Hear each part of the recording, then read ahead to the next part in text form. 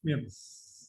Bueno, el problema 5 de la guía complementaria habla de una onda armónica transversal de frecuencia 80 Hz y una amplitud de 25 centímetros que se propaga a lo largo de una cuerda tensa de gran longitud, ¿sí? Orientada según el eje X, con una velocidad de 12 metros sobre segundos en sentido positivo.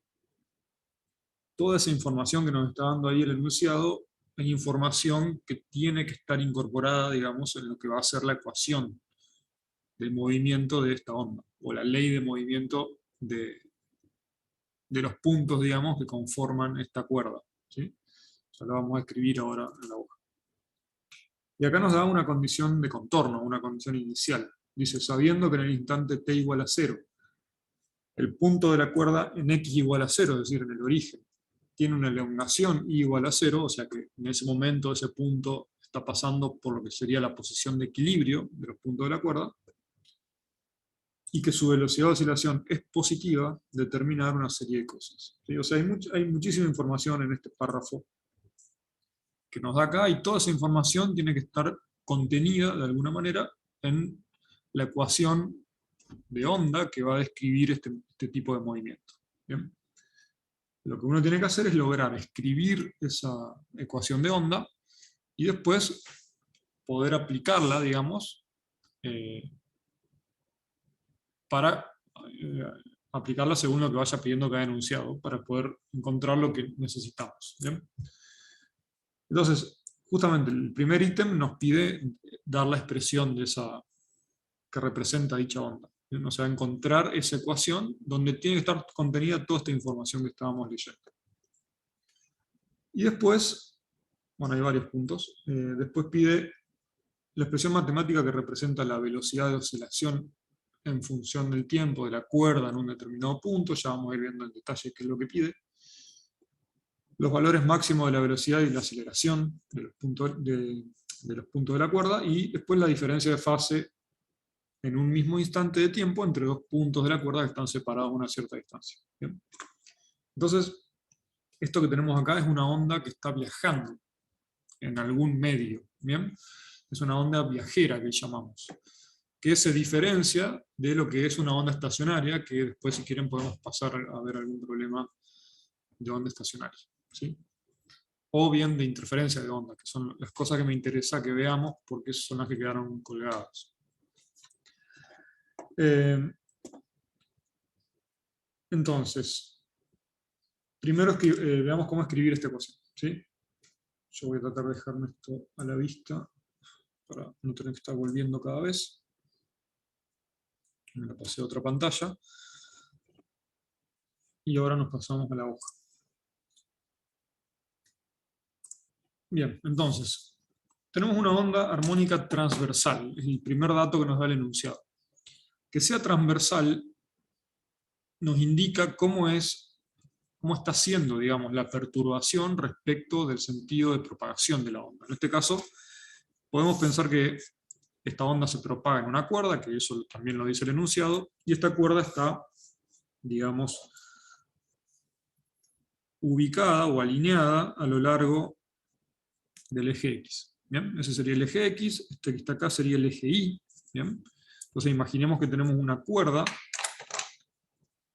que está a lo largo del eje X, y el eje X va a coincidir con la posición de equilibrio de los puntos de esa cuerda. Imaginemos que tenemos esta cuerda bien tensa, de alguna manera, mediante algún mecanismo, ¿bien?, que aplica esa fuerza necesaria para poder tener la cuerda tensa, y esa cuerda, si pensamos que tiene una masa relativamente pequeña por unidad de largo, entonces va a estar aproximadamente horizontal. Una cuerda real, obviamente, tiene masa, y va a ser difícil que quede perfectamente horizontal. Va a tener cierta panza, digamos, o sea, va a estar de alguna manera cayendo hacia abajo, porque la gravedad la va a estar tirando para abajo. ¿Bien? Ahora, si la tensión es suficientemente grande, entonces podemos entrar dentro de esta suposición de que la posición de equilibrio de la cuerda es completamente horizontal. Pero es más o menos una situación ideal, ¿sí? Entonces, ¿de qué manera podrían oscilar los puntos de la cuerda? Los puntos de la cuerda podrían oscilar en esta dirección, a lo largo de Y, o bien podrían oscilar en esta dirección, ¿sí? Porque podemos pensar que la posición de equilibrio de cada uno de estos puntos se da tanto en la dirección vertical, que coincide con la coordenada i igual a 0, digamos, pero también hay alrededor de cada punto puede oscilar de alguna manera, ¿sí? ¿Cómo se produciría esta oscilación? Y bueno, imaginemos que esto es un elástico, ¿sí? Si yo al elástico le hago, por ejemplo, abruptamente así, lo comprimo y después vuelvo a la posición de equilibrio, o bien lo estiro un poquito y vuelvo a la posición de equilibrio, entonces los puntos van a hacer este movimiento. Eso sería lo que se llama una onda longitudinal. Es decir, la perturbación, en ese caso, se está dando de manera longitudinal con el medio, ¿sí? Se puede perturbar así, esa sería una perturbación longitudinal porque es paralela a cómo está extendido el medio en el espacio. Ahora, la perturbación también puede ser transversal, ¿bien? Transversal a la dirección en la que está ubicado el medio sería. Entonces, de esa manera tendríamos una oscilación vertical en este sistema que coincidiría con el eje Y, ¿sí? Entonces, si nos dice que es una onda transversal, entonces lo que sabemos es que todos los puntos de la cuerda van a oscilar de esta manera, ¿sí? También nos dice que es una onda armónica, eso es otro dato. Nos está diciendo qué forma tiene esa onda, ¿bien?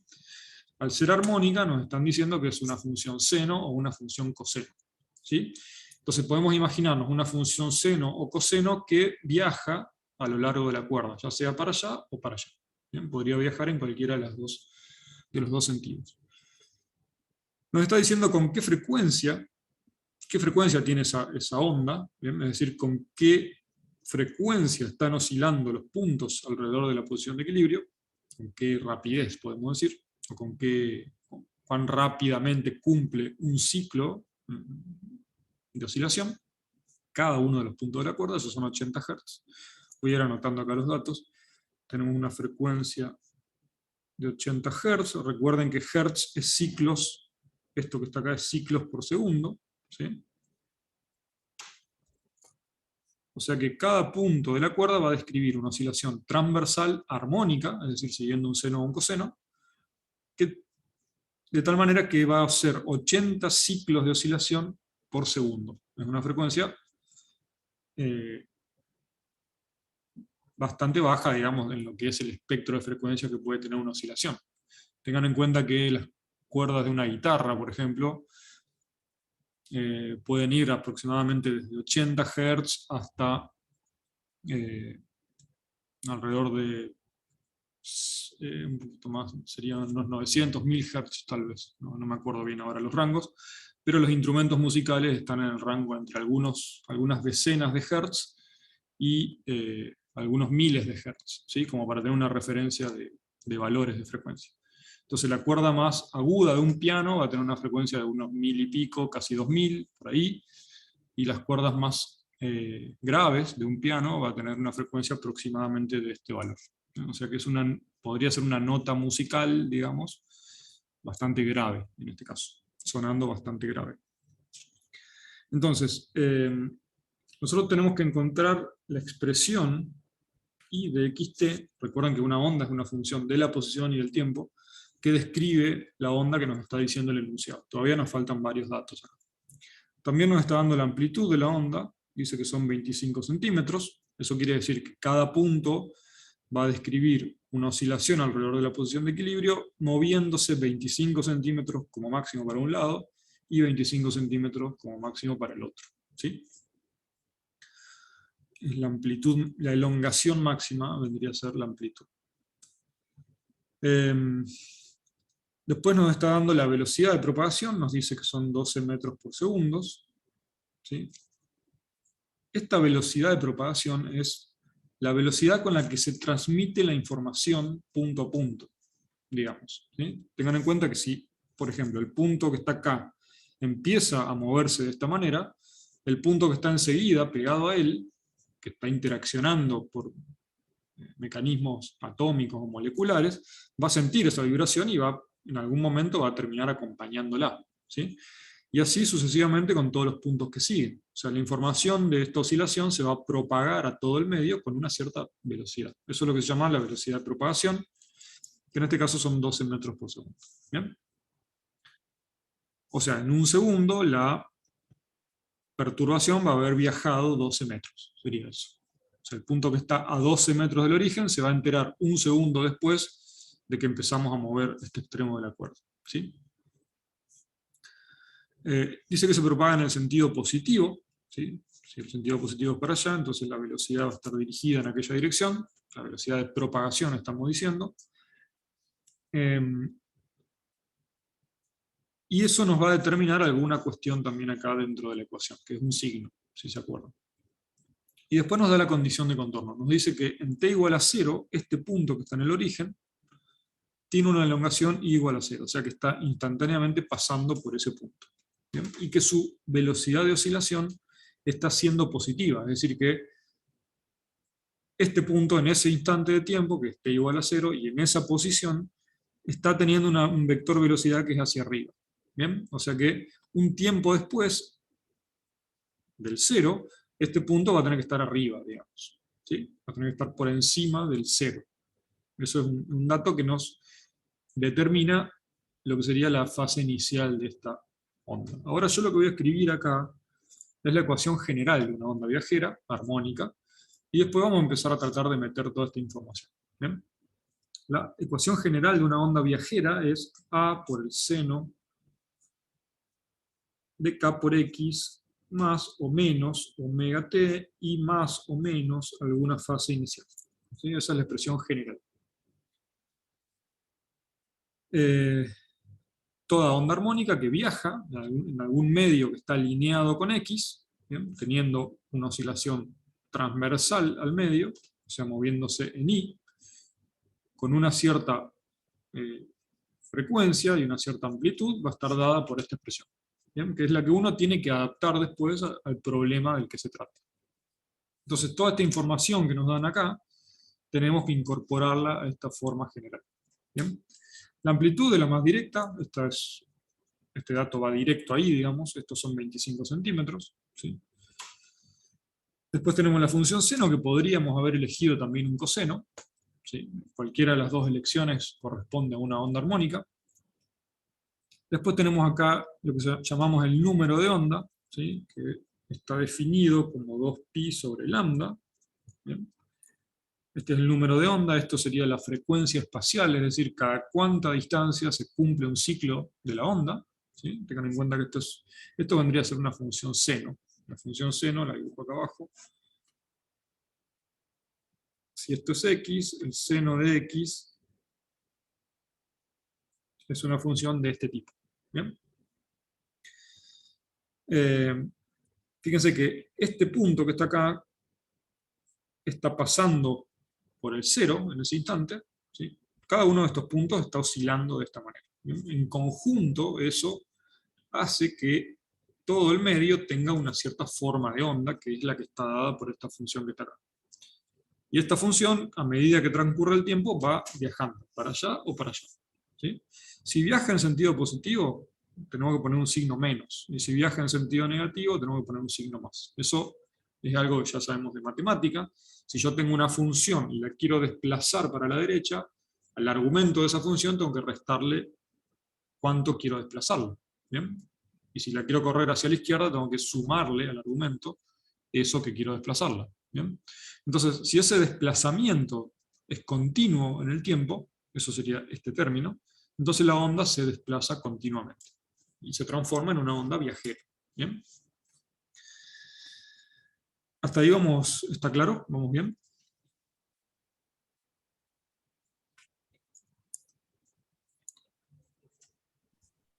Sí, profe. Bueno. Entonces, lo que llamamos longitud de onda viene a ser la distancia entre dos puntos del medio que estén oscilando exactamente de la misma manera, o como se dice, en fase. ¿Sí? Este punto en ese momento está pasando por la posición de equilibrio, este también. ¿Sí? Este también, pero fíjense que uno está yendo para abajo y el otro está yendo para arriba, porque uno lo que tiene que imaginarse es que esta función se mueve, avanza para allá, se corre. Entonces, un tiempo después, esta función va a estar así. Se va a haber corrido una cierta distancia. ¿Sí? porque todo esto se está propagando con una cierta velocidad. Entonces fíjense que el punto que antes estaba acá, ahora está acá abajo. ¿Bien? Este punto que antes estaba acá, ahora está acá abajo. Entonces se está moviendo igual que este. ¿Sí? Pero este punto que antes estaba acá, ahora está acá. Se fue para arriba, entonces están oscilando en contrafase esos puntos. Cuando uno sube, el otro baja y al revés. ¿Bien? Entonces, si yo me muevo una longitud de onda, encuentro un punto que se está moviendo de la misma manera. Entonces, esa distancia correspondería a esta distancia. Eso es el lambda. ¿Bien? Es lo que llamamos la longitud de la onda o la longitud de onda, que nos dice cada cuánta distancia se cumple un ciclo de la oscilación. Y el número de onda es la recíproca de la longitud de onda multiplicada por 2pi, porque está convirtiendo, digamos, ese periodo espacial a una frecuencia espacial. Fíjense que si yo a esto lo multiplico por una distancia, entonces esto me convierte esa distancia a radianes, ¿sí? Porque el argumento del seno tiene que ser una cantidad que tenga unidades angulares, ¿bien? Radianes o ángulos o grados o lo que sea. Entonces, todos estos factores que están acá, K y omega, transforman la unidad que tenga esto o esto a radianes. Esto tiene que ser radianes sobre metro, ¿sí? Esto dijimos que es una distancia física, y esto tiene que ser radianes sobre segundos, que corresponde a una especie de velocidad angular que ya vimos, o bien se llama frecuencia angular, que cada cuánto tiempo, digamos, se cumple un ciclo completo de la oscilación. Esto es cada cuánta distancia se cumple un ciclo completo, y esto es cada cuánto tiempo se cumple un ciclo completo. ¿Sí? Acá es una función que tenemos siempre mezclados, la posición y el tiempo. Bien. Entonces también tenemos que determinar cuánto vale el omega, cuánto vale el K, esto ya lo sabemos, y también tenemos que determinar cuánto vale el phi, en este caso. Para eso tenemos más información. Tenemos la información de la frecuencia de oscilación, que obviamente va a estar relacionada con el omega, y tenemos la velocidad de propagación. ¿Sí? Si ustedes se acuerdan, el omega es 2pi por f. ¿Sí? O también se puede escribir como 2pi sobre t, haciendo la analogía con esta cantidad. Esta es la frecuencia espacial, esta es la frecuencia angular, esta es la longitud de onda y este es el período. ¿Bien? Este vendría a ser el periodo espacial, este es el periodo temporal, o sea, en cuánto tiempo se cumple un ciclo, y esto es en qué distancia se cumple un ciclo. Entonces, conociendo la frecuencia, yo puedo conocer qué omega tengo que poner acá. La frecuencia es 80 Hz, entonces esto va a ser 2 por 80 por pi, o sea, 160 pi. Y eso va a tener unidades de radianes sobre segundos. Entonces, esta cantidad es la que tiene que venir al omega. ¿Bien? Y tenemos entonces un problema más. Ya resolvimos una parte. Conocemos la amplitud, conocemos el omega. Tenemos que determinar el K, ¿bien? Y ahí, bueno, usando las otras relaciones que hay entre los distintos parámetros que están acá, fíjense que si uno divide el omega sobre K, esto sería, fíjense, esto tiene unidades de radianes sobre segundos, y esto tiene unidades de radianes sobre metros. Entonces lo que queda acá, simplificando radianes, queda metros sobre segundo. Esto es una velocidad, ¿sí? O sea que esto es V, que conocemos, son 12 metros por segundo. ¿Bien? Entonces, conociendo omega y conociendo la velocidad, yo puedo sacar K. ¿Sí? De acá tenemos que el K es omega sobre V. Me anda mal la virome. Omega sobre V. ¿Bien? Es decir, 160 pi radianes sobre segundos dividido 12 metros sobre segundos. El segundo se me va a ir con el segundo y nos va a quedar 160 sobre 12. A ver cuánto da eso. Si da algo redondo, va a ser muy fácil para escribir. No, son 13,3, así que es incómodo. Dejémoslo nomás como 160 pi sobre 12. Esto van a ser radianes sobre metros. Bien, recuerden que el K tenía que tener unidades de radianes sobre unidades de longitud. Y eso es lo que nos está dando.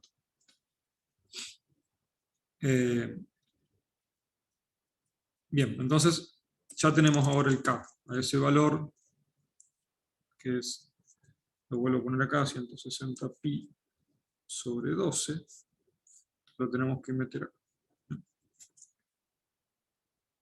Entonces tenemos amplitud, tenemos el K, tenemos el omega, nos está faltando el phi.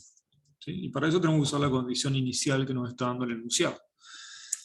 Fíjense que en este dibujito que yo hice acá, si ponemos un seno, ¿bien?, sin sumarle nada, digamos, si ponemos esta phi igual a 0, ¿bien?, tendríamos una función seno, que empieza acá, y esto va viajando para allá, o sea que en un tiempo posterior, la onda va a estar así, ¿bien?, como yo la dibujé acá. Que lo dibujé a propósito separado para ya después dibujar finalmente la onda que tiene que ir.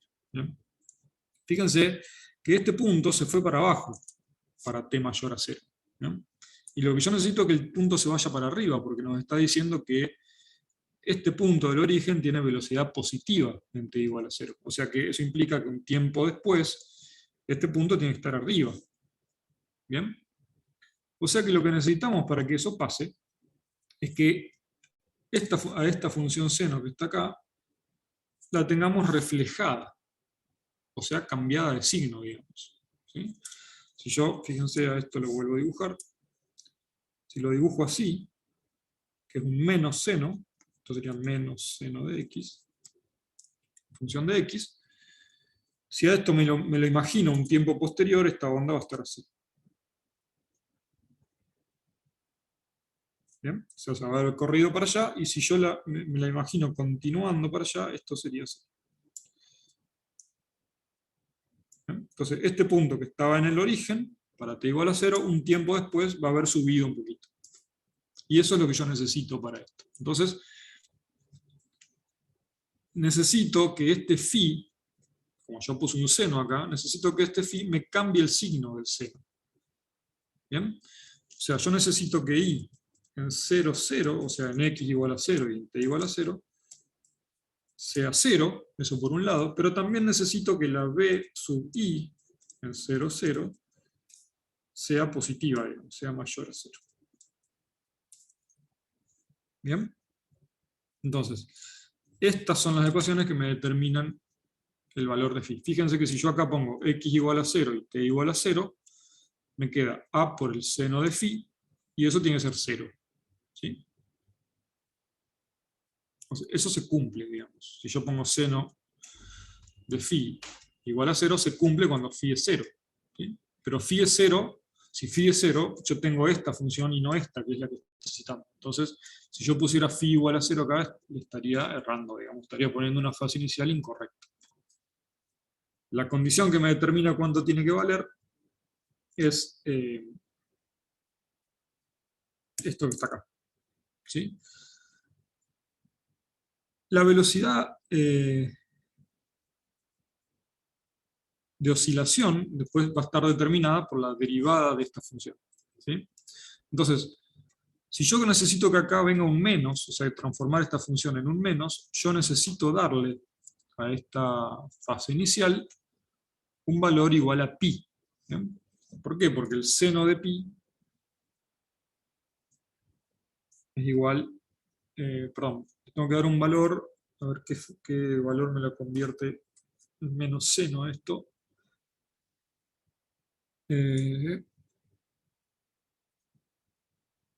Ayúdenme, si yo pongo seno de pi, me da 0 eso, o sea que eso no vale. O sea que sería, si pensamos en el círculo, por ahí es más fácil. Recuerden que a medida que un punto se mueve acá, el seno es la proyección sobre el eje vertical. ¿Bien? Si el ángulo va aumentando acá, entonces a medida que este punto se mueve, el seno va así. ¿Bien?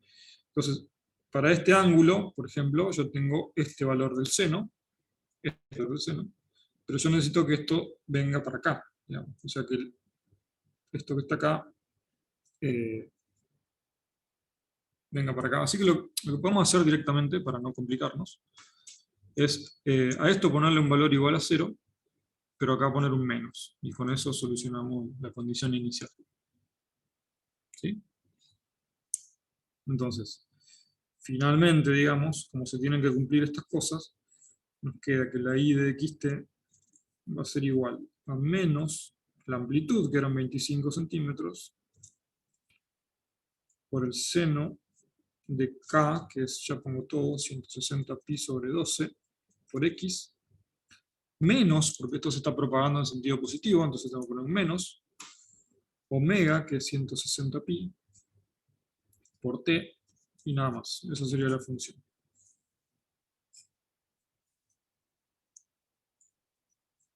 Profe, ¿puede Sí, volver a repetir lo del porqué de la fase? Que no alcancé a escuchar lo sí, sí, último. sí, eso es lo más confuso. A ver, nosotros tenemos que ajustar, nosotros tenemos la función general. ¿Sí? Acá lo que hicimos fue calcular todos los parámetros, que lo hicimos con los datos que teníamos, pero después nos queda dando vueltas esta fase inicial que nos permite ajustar qué es lo que le está pasando al punto que está en el origen. ¿Sí? Ese es el dato que nos da el enunciado. Nos dice cómo se está moviendo en t igual a 0 el punto que está en x igual a 0. ¿Sí? Entonces, lo que nosotros tenemos que meter en esta ecuación es que este punto, en t igual a 0, digamos, esté moviéndose con una velocidad de oscilación positiva, para arriba. ¿Bien? O sea, justo cuando empiezo a contar el tiempo, este punto está viajando para arriba. Yo acá estoy usando una función seno. ¿Bien? Ahora, fíjense que la función seno es la que yo dibujé acá, esta que estoy remarcando. ¿Sí? Si yo pienso o me imagino cómo va a estar esta función un tiempo posterior, cuando esto se está propagando para la derecha, entonces va a estar así. ¿Bien? Va a ser esta función. ¿Hasta ahí vamos? Sí. Bien, entonces fíjense que este punto del origen, un tiempito después, va a estar acá. ¿Lo ven? O sea que se está moviendo para abajo, tiene una velocidad negativa ese punto. Si yo pongo un seno tal cual, digamos. ¿Lo ven? Ah, entonces por eso el menos, para hacer que la velocidad Exactamente. sea positiva. Ah, ok. Exactamente. Yo corrijo eso dando vuelta el seno, digamos. O sea, cambiándole el signo. A eso lo puedo hacer encontrando cierto valor de phi que me va a hacer pasar del seno al menos seno.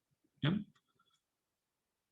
O bien, me doy cuenta que si yo le cambio el signo ya es suficiente. Entonces, si yo pongo el signo menos, a esto le doy un valor igual a 0. La otra opción es no poner este menos y ponerle un cierto valor a phi que tengo que encontrar. ¿Sí? Por eso le puse el menos porque es más fácil. Porque si no tengo que estar calculando el phi.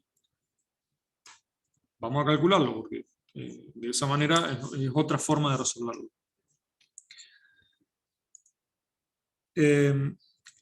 Otra manera de pensarlo podría ser, a ver, ¿cuánto tengo que correr? Porque esto es un desfasaje, ¿no? Esto lo que me hace justamente es correrme la función. ¿Sí? Toda cosa que yo le sume al argumento de una función, me la corre para la derecha o para la izquierda. Justamente esta fase inicial nos permite correr la función para un lado o para el otro. Si yo le pongo un valor positivo, la corro para la izquierda. Si le doy un valor negativo, la corro para la derecha. ¿Sí? Y según qué valor le dé, fíjense, si yo le pongo 2pi acá, que es ese 2pi coincide con el ciclo del seno, ¿bien? Entonces la función se va a haber corrido 2pi y va a volver a ser la misma.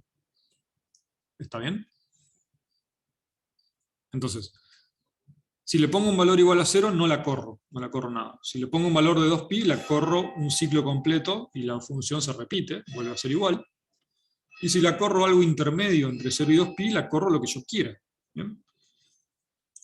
Entonces, fíjense que si yo tengo, a ver, el seno acá, yo necesito correrlo de tal manera que esta loma acá me quede para abajo, que es lo que veíamos acá. ¿Bien? Entonces, para que eso pase, yo tengo que correr esta función en medio ciclo, porque si yo la corro medio ciclo, esta lomita que tengo acá abajo se viene para acá. O, en este caso, tendríamos que ver esto porque es la función que queremos correr. Nosotros tenemos el seno inicialmente y la queremos correr para que quede así. Entonces, si a esta función yo la corro en pi, estaba bien, era pi el valor, entonces esta función se me va a correr para la derecha, si le pongo un signo menos, ¿bien?, en lo que yo necesito. Entonces, otra manera de expresar esta función sería poner, bueno, lo mismo acá, menos 25, por el, perdón, queda con el signo más en ese caso, porque ahora lo estoy corriendo con la fase, ¿bien? Y acá pongo todo lo mismo, pero acá les resto pi. ¿Bien? O sea, escribir esto y escribir esto es exactamente lo mismo, digamos. Mejor dicho, escribir esto y escribir esto es exactamente lo mismo. ¿Sí? Si quieren lo podemos verificar, eso para que no solo me crean, sino que lo verifiquemos. Yo tengo este programita acá, a ver si me permite hacerlo. Esta es una página en realidad que yo por ahí uso para calcular algunas cosas. Wolfram Alpha. Fíjense que acá tenemos, lo voy a poner con símbolos, ¿no? Para que no tenga un valor determinado. Cada cosa es A por el seno. Acá tenemos K por X. ¿Sí? Acá tenemos menos omega, que le llamo W por T. Y acá les voy a restar pi. No sé si me lo va a tomar como pi o como una... A ver, vamos a probar.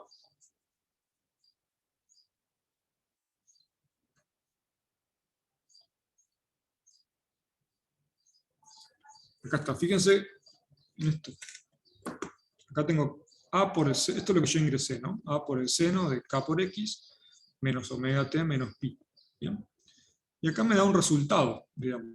Esta es la entrada y este es el resultado de la operación. Fíjense que lo puso como A por el seno de omega T menos K por X. Es como que le cambió el signo al argumento. ¿Bien? Y escribir esto es lo mismo que escribir menos seno de K por X menos omega T. ¿Sí? O sea, puede parecer confuso esto, pero en realidad no lo es. Lo único que necesitamos hacer es correr la función. ¿Sí? Yo acá había puesto inicialmente un seno. El seno es así. Lo dibujo clarito para no ensuciar el gráfico. El seno es así. Pero esta función no representa bien la condición inicial, porque en t igual a 0, este punto tiene que estar moviéndose para arriba. Y eso se da si yo acá tuviera una panza para abajo, digamos, no para arriba. ¿Bien? Y a eso lo logro corriendo este seno en pi, o sea, medio ciclo, para la derecha. ¿Bien? O sea, a este punto, digamos, a esta función la corremos en pi, entonces de esa manera nos queda esto. Y esta sería la función, digamos, para t igual a 0. O sea, si yo le saco una foto a la función en t igual a 0, voy a ver a la cuerda de esta manera. Y si la veo a medida que transcurre el tiempo, es como que esta forma se vaya propagando para la derecha. ¿Sí? O sea, esta función que está acá es un menos seno, o bien un seno de k por x por más omega t más pi. Menos pi, perdón. Como puse acá. ¿Se entiende ahí?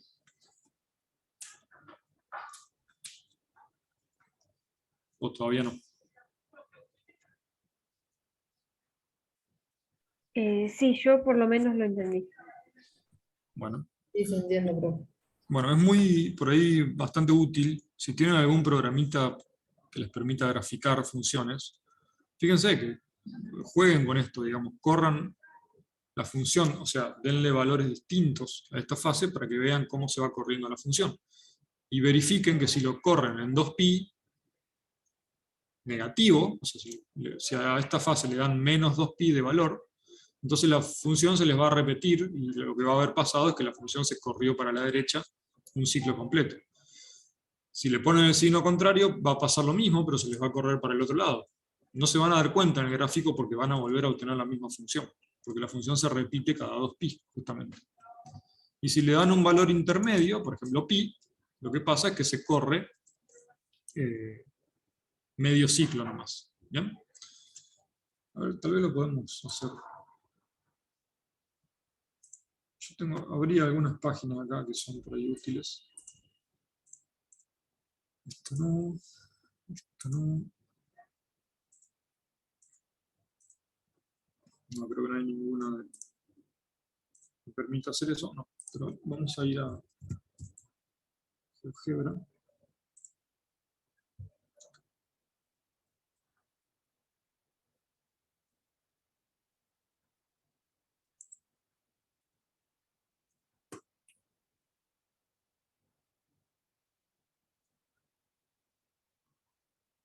Y voy a introducir acá, vamos a hacerlo con un seno fácil más, seno de x.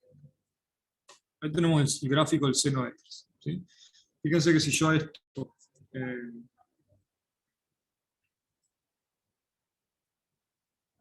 si quieren podemos introducir la función que nos para trabajar con lo que tenemos.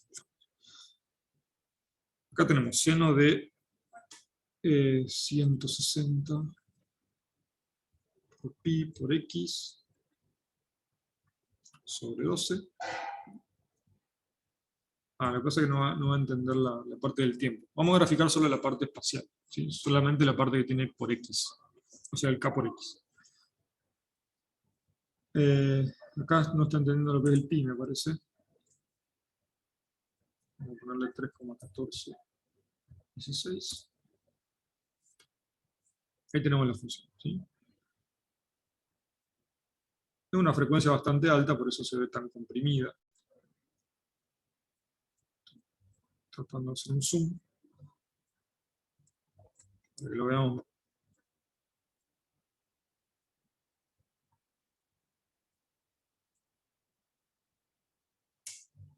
Bien. Fíjense qué pasa si yo a esto le sumo, a ver si lo puedo editar. Vamos a sumarle un valor que sea menos, o sea, lo voy a correr para la derecha, pi 3,1416 dividido 2. ¿Bien? Fíjense que acá, antes de modificar nada, esta función está pasando, o sea, la curva pasa por el 0. ¿Sí? Y es un seno, o sea, crece, baja, pero ese punto inicial, el punto del origen, está en el 0, justamente. ¿Bien? Ahora, si yo a esto le resto pi sobre 2, fíjense que se corrió la función, no sé si lo alcanzaron a ver, de tal manera que ahora en el 0 tengo un mínimo. ¿Bien? ¿Lo ven? O sea, la corrimos para la derecha, cuarto de ciclo, digamos, que es pi sobre 2 o 90 grados. ¿Bien? Fíjense qué pasa ahora si la corro medio ciclo más. O sea, en vez de menos pi sobre 2, le voy a poner menos pi solamente. Ahí la corrimos medio ciclo, que es lo que estamos haciendo ahora. Fíjense que ahora tengo un menos seno. Esto que está acá, el punto está pasando por el 0 y acá va para abajo, crece para abajo ahora en vez de crecer para arriba como era antes. ¿Bien? ¿Se dan cuenta?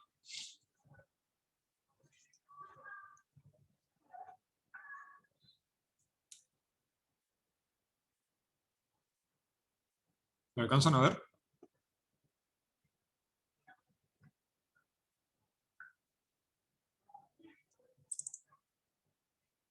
¿Sí o no?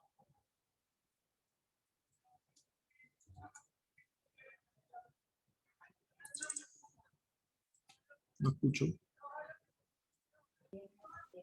Profe, sí se entiende. Bueno. Y ahora, fíjense qué pasa si hacemos menos 2pi. O sea, le corremos.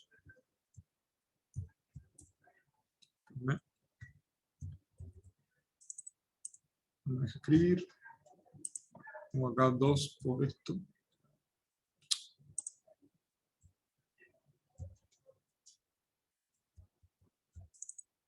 No sé qué pasa.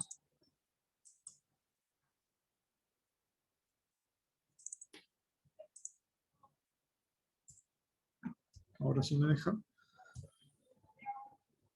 Si acá pongo 2 por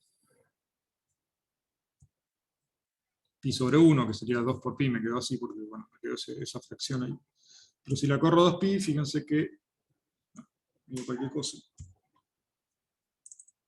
No sé qué pasa. Menos 2 por.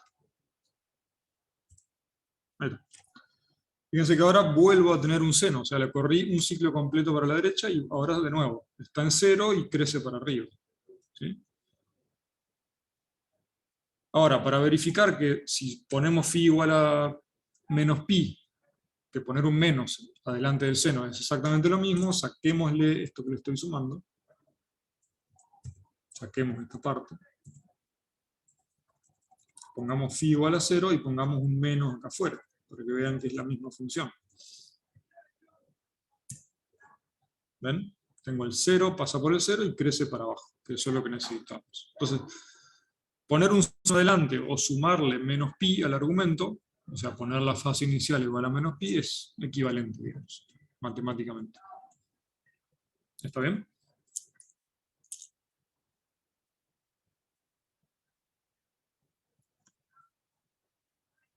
Bueno, ahí resolvimos solamente una parte del problema. Acá lo tengo en pantalla. Encontramos la expresión matemática de esa onda hasta el momento. Eso es todo lo que hicimos. ¿Sí? Bueno, analizamos varias cosas, pero el resultado que obtuvimos hasta el momento es solamente la del punto A. Después dice la expresión matemática que representa la velocidad de oscilación en función del tiempo del punto de la cuerda ubicado en cierta posición, ¿no? Entonces lo que tenemos que hacer para encontrar eso es tomar esta función a la que llegamos, que puede ser esta, puede ser esta, ya vimos que son la misma función, y para poder obtener la velocidad transversal, digamos, la velocidad vertical de la función, o sea, de los puntos de la cuerda sería, lo que tenemos que hacer es derivar a la i respecto al tiempo.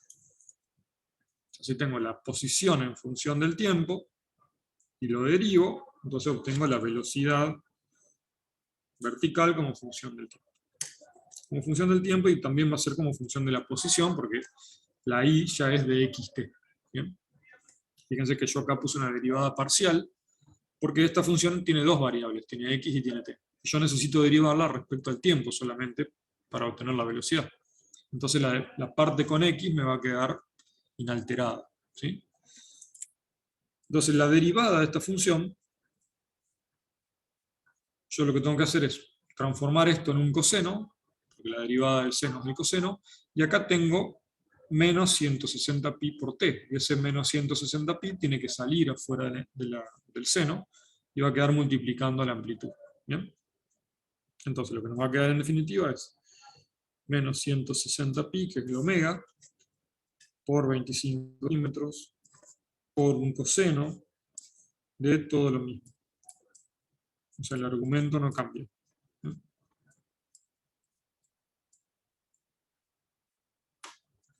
Bueno, acá lo hice con la de abajo. Entonces tenemos esta nueva función, que es la función velocidad, de cada uno de los puntos de la cuerda para cualquier tiempo. Entonces, para conocer la velocidad de un punto en particular, tengo que evaluar en la posición de ese punto, que es lo que nos dice el enunciado. Si acá ponemos 75 centímetros, o bueno, 0,75 metros sería, entonces estaríamos evaluando cuál es la velocidad de ese punto que está en 75 centímetros. ¿Sí? Y eso va a quedar en función del tiempo. Y fíjense que el enunciado dice justamente eso. Dice la expresión matemática que representa la velocidad de oscilación en función del tiempo de ese punto. O sea, va a ser una función que cambia con el tiempo porque ese punto se está moviendo con velocidad variable. ¿Sí? Sube y baja todo el tiempo, se frena cuando llega acá arriba, se acelera para abajo, llega a su velocidad máxima a la posición de equilibrio, se pasa, llega hasta acá abajo, se frena y vuelve a subir. Entonces la velocidad todo el tiempo está cambiando. También es una función oscilatoria, porque va como un coseno, y también es periódica, se repite cada cierto tiempo. ¿Bien? Entonces, una vez que tenemos esta función, lo único que tenemos que hacer es evaluarla en el x que nos interese. ¿Está claro eso?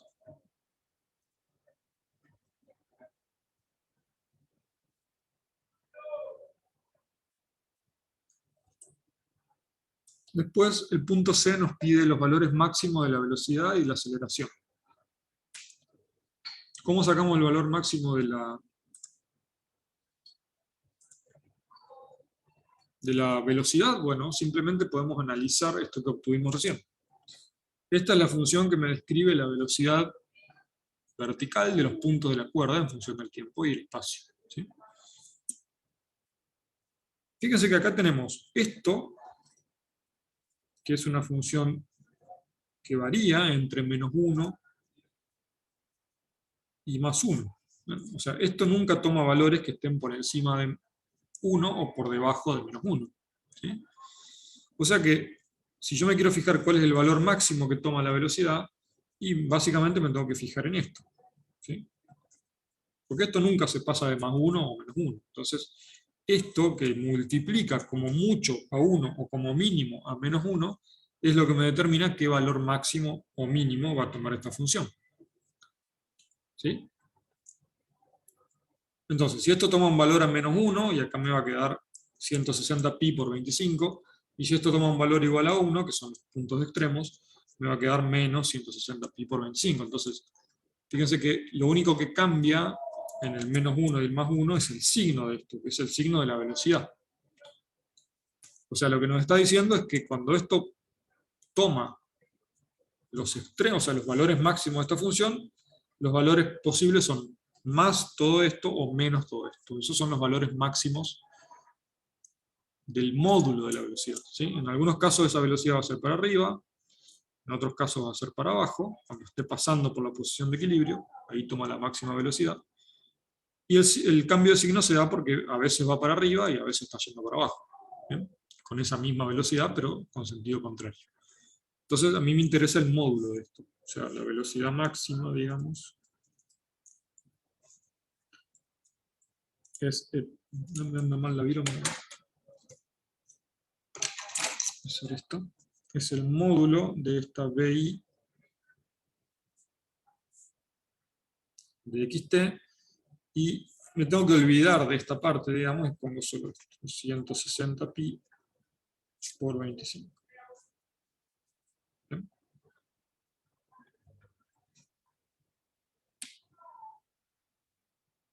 Fíjense que esto que está acá tiene unidades, yo no estoy poniendo las unidades para no escribir tanto, pero esto tiene unidades de radianes sobre segundos, que era el omega que salía de acá adentro. O sea que efectivamente la velocidad queda en centímetros sobre segundos. ¿Sí?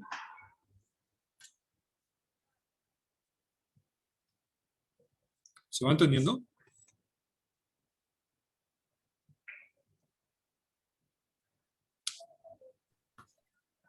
¿Sería el módulo de 160pi por 25? Claro, porque como te digo, el signo a veces va a ser positivo y a veces va a ser negativo con el mismo balance. ¿Sí? Entonces, me interesa cuál es el módulo de eso. Claro, claro.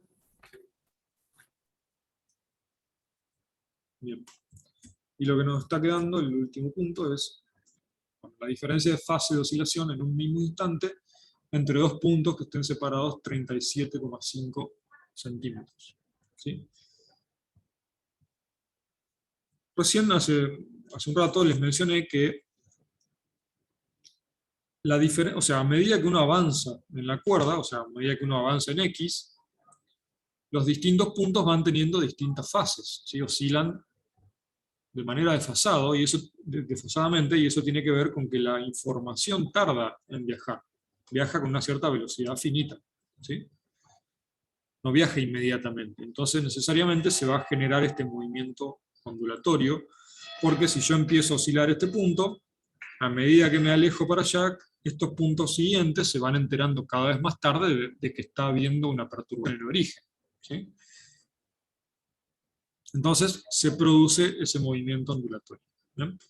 O sea, a medida que avanzo en X, voy encontrando puntos que van estando desfasados respecto del primero. O sea, si el primero está yendo para arriba, estos puntos van a ir para arriba, pero más tarde. Eso quiero decir. ¿Bien? Pero si yo avanzo 2pi, ¿bien? En fase, o sea, si yo avanzo una fase de 2pi, que corresponde, fíjense que si yo quiero ver cada cuánta distancia se cumple un ciclo, eso me lo dice esta cantidad, es 2pi sobre lambda.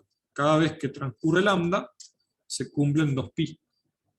O sea, cada vez que pasa lambda, que x es lambda, o 2 lambda, o 3 lambda, etc., el argumento de esta función va aumentando en 2pi. En 2pi, en 4pi, en 6pi, etc. ¿Eso se entiende?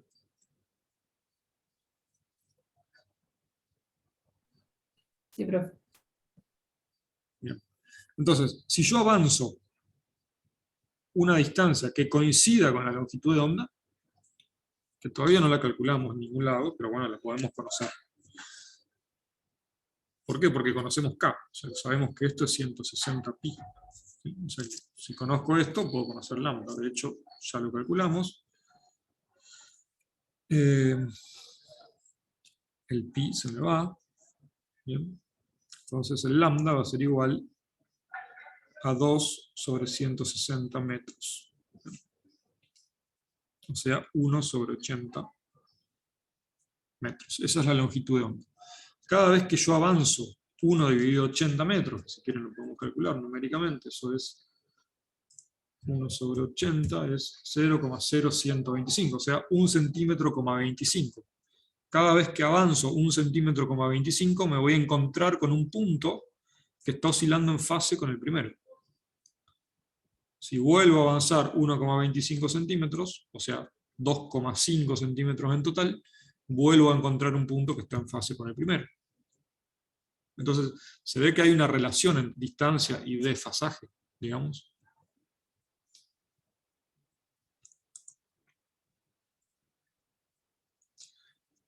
Pero fíjense que el desfasaje se mide entre 0 y 2pi, porque si yo llegué hasta acá, encontré un punto que está en fase con este. O sea, que como que la fase vuelve a 0, digamos. Entonces, avanzó 2pi, vuelve a 0, avanza 2pi, vuelve a 0, avanza 2pi, vuelve a 0. Eso es porque la función es periódica, ¿bien? Tanto en el tiempo como en la posición. Entonces,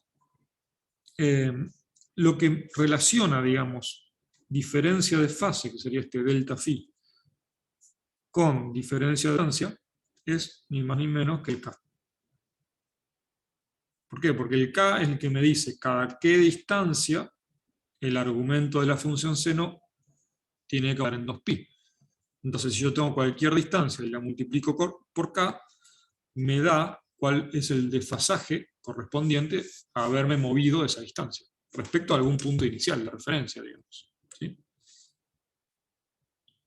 Entonces, tomamos el punto inicial 0, que es lo más fácil, porque este delta X va a ser una diferencia de posiciones. ¿Sí?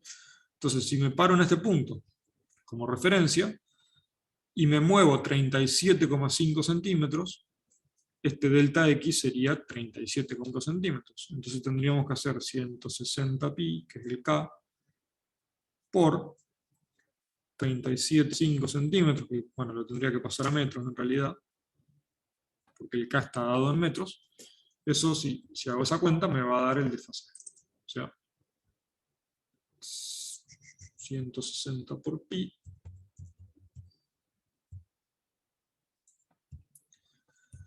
por 0,375, esa es la distancia pasada a metros, y eso nos da 188,496. Ese valor que me está dando ahí son radianes.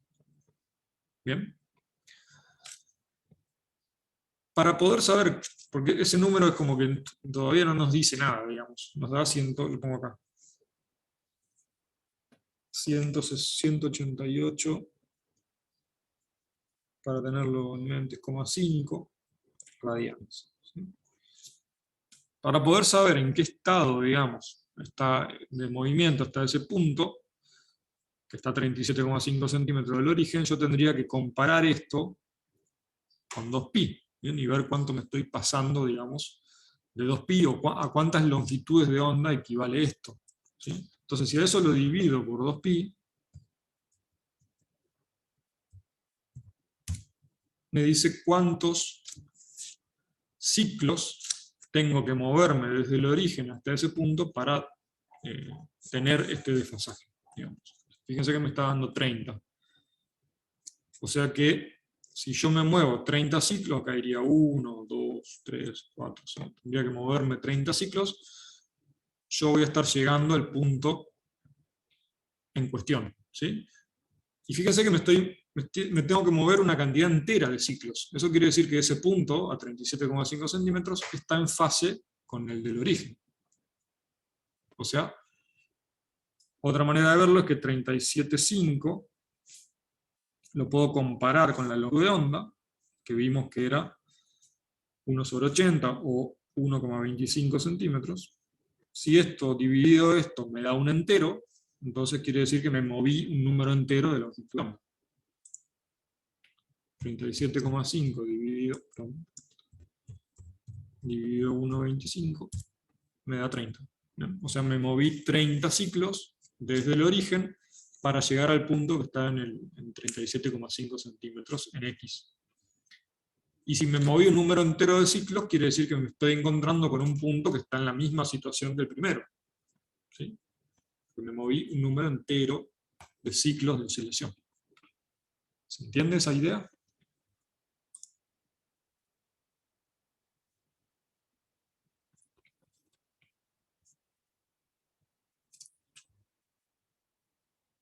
O sea que eso equivale a decir que el desfasaje resultante es igual a 0.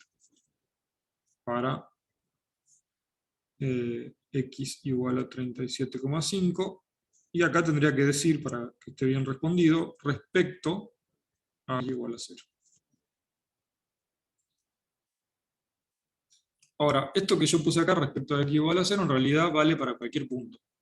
Si yo me paro en cualquier punto de la cuerda y me muevo 37,5 centímetros, voy a estar encontrándome con un punto que se mueve en fase, ¿sí? Con un desfasaje igual a 0. ¿Se entiende?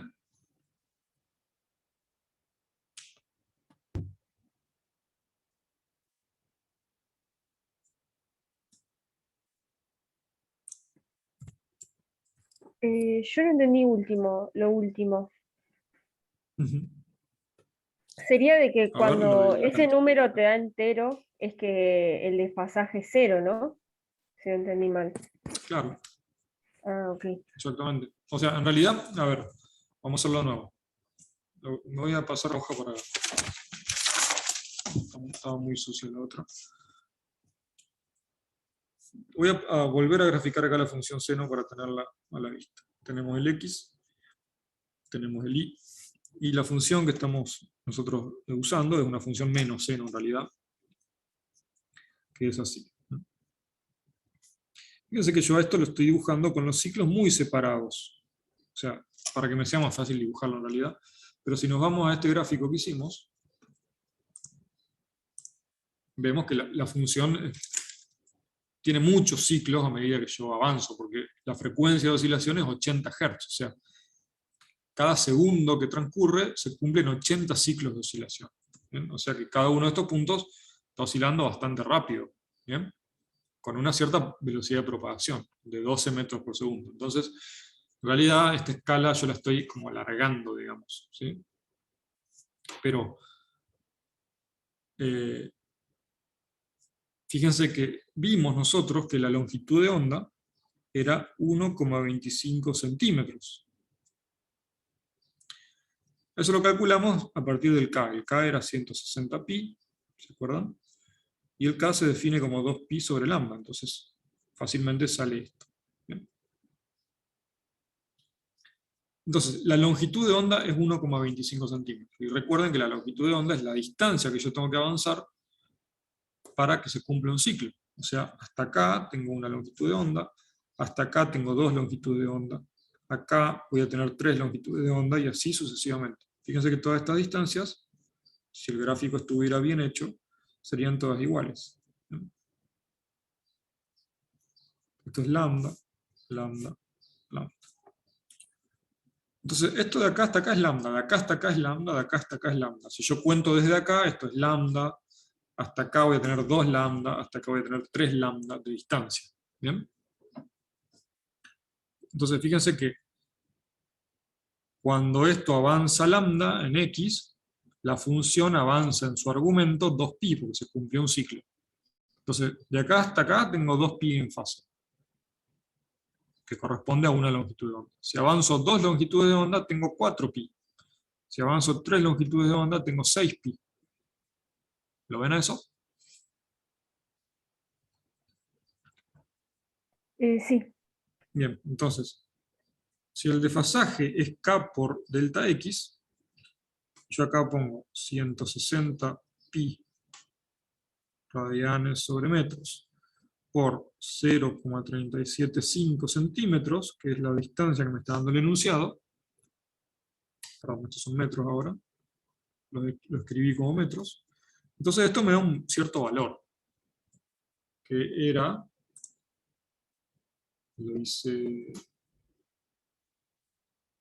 160 por pi acá, esto me da 188,5, redondeémoslo, radianes sobre segundo. Radianes, perdón, esto es fácil. Me paso la hoja. Este es el resultado que me da multiplicar k por ese delta x. Pero esto es como acá. De acá hasta acá hay lambda, de acá hasta acá hay lambda, pero de acá hasta acá hay 2 lambda. Entonces, de acá hasta acá hay 2pi, de acá hasta acá hay 4pi, de acá hasta acá hay 6pi, y así va contando, va subiendo permanentemente ese valor de desfasaje. ¿Bien? Pero cada vez que llego a 2pi es como que se resetea y vuelve a 0. 0, 2pi, 0, 2pi, 0, 2pi. ¿Bien? Entonces, si yo a este valor lo divido por la fase que corresponde a un solo ciclo, lo que voy a obtener es el número de ciclos. ¿Sí? Entonces, si hago delta phi sobre 2pi, fíjense que esto me da ese 30 que habíamos dicho. ¿Bien? Esto me da 30. Y esto no tiene unidades, lo estoy dividiendo radianes sobre radianes. O sea que estos son ciclos.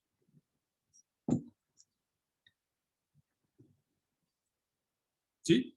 ¿Hasta ahí estamos? sí, se entiende. Entonces, de esta manera cuento cuántos ciclos avancé desde acá hasta 37,5 centímetros de distancia. ¿Sí? Este número ahora me dio entero, pero podría no darme entero.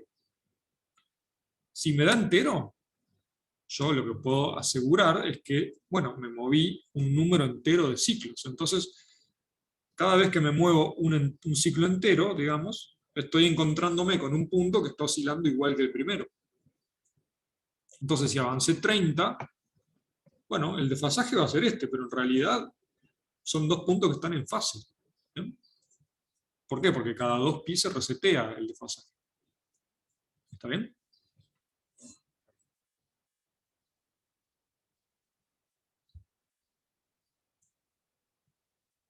Entonces, si esto me da entero, digo, bueno, los 2 puntos, digamos, el punto x igual a 0 y el x igual a 37,5 centímetros, están oscilando en fase.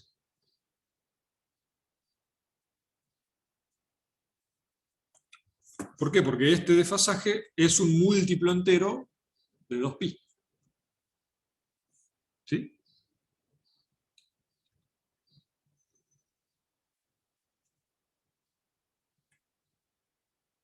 ¿Se entendió ahora? Sí. Bueno. Es importante entender este tema del desfasaje porque después, bueno, se usa también para los problemas de interferencia, ¿no? De ondas, que estaría bueno que veamos alguno de esos. A ver, algo más para agregar acá.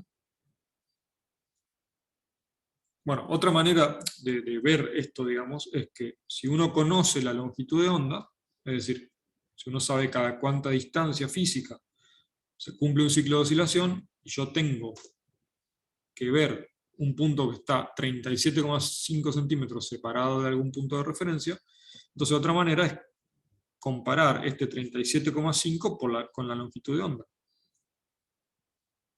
¿Sí? Si yo hago esta división, voy a obtener también lo mismo que acá, pero en distancia, digamos. Esto sería delta x sobre lambda. Hacer delta x sobre lambda me da lo mismo que delta phi sobre 2pi.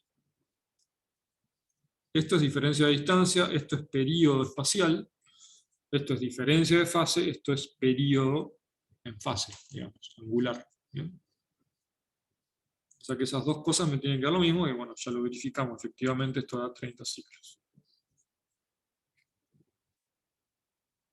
O sea, acá comparo la fase que me dio con 2π, que es lo que cada cuánto se resetea la fase, y acá comparo la distancia que me dan con cada cuánta distancia se resetea la función, digamos. ¿Sí? Es exactamente lo mismo. ¿Por qué? Porque eso pasa porque el desfasaje y el delta X son proporcionales entre sí. ¿Bien?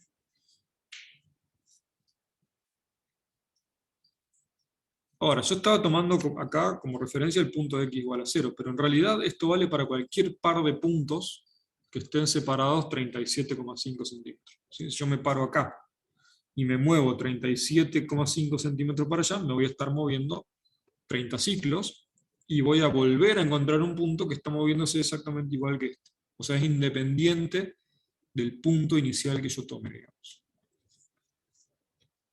¿Bien?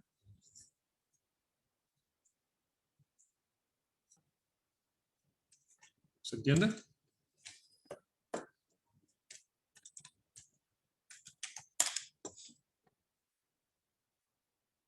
Y esta relación que está acá es importante tenerla en mente,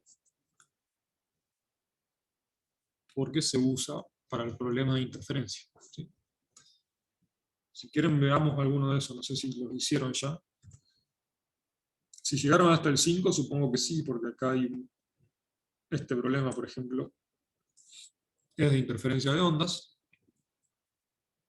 Después tenemos el 7 también, es de interferencia de ondas. ¿Quieren que veamos el 7? Si es que no llegaron hasta ahí.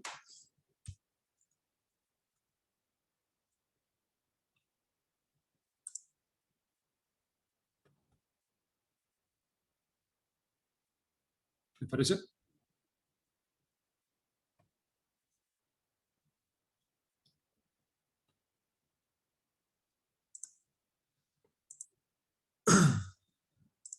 Bueno, Bueno, entonces tomemos el 7. Este problema dice, suponga dos fuentes de ondas, A y B, que están separadas a una distancia de 1 metro, y que están alimentadas por el mismo oscilador armónico que genera ondas de una frecuencia determinada de 1150 Hz. ¿Sí? Ya lo vamos a ir dibujando después. Un observador se coloca a 4 metros de la fuente A. A ver, capaz que primero hacemos el otro, que es más... Yo haría primero el 3, es muy parecido, digamos, pero primero haría el 3, porque es más gráfico. ¿Alguien lo hizo este?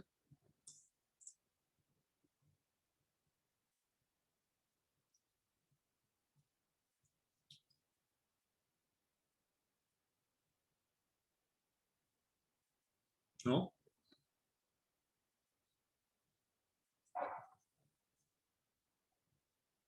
Bueno, tomemos el 3 primero, porque ahí lo vamos a ver mejor. Después, si quieren, en el tiempo que nos quede, hacemos el otro.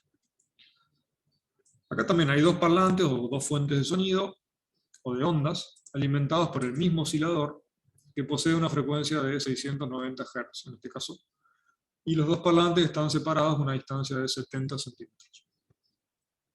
Un observador situado originalmente en el lugar de uno de los parlantes comienza a caminar a lo largo de una línea perpendicular a la línea que une los parlantes. ¿Sí? Y ahí, bueno, hay que determinar dos cosas. Primero, ¿qué distancia debe caminar el observador para alcanzar un máximo de intensidad? Ya vamos a ver que eso corresponde a una interferencia que se llama constructiva. Y después, ¿a qué distancia va a estar el observador respecto al parlante cuando encuentre el primer mínimo de intensidad? Mínimo de intensidad se refiere a una intensidad igual a 0, y eso corresponde a lo que se llama interferencia destructiva de ondas. ¿Sí?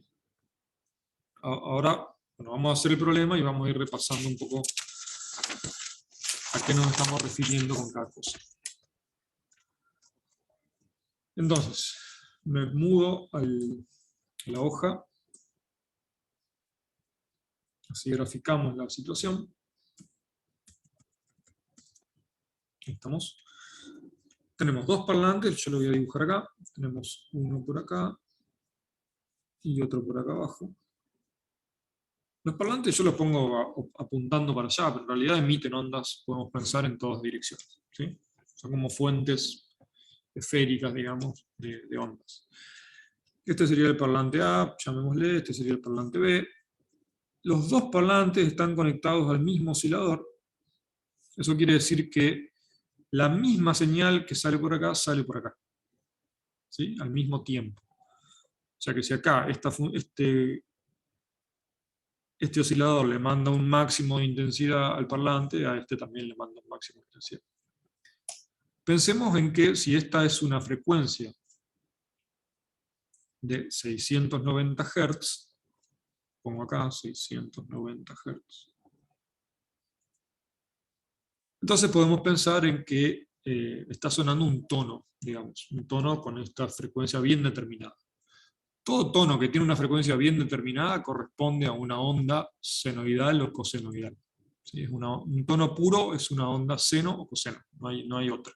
¿Bien?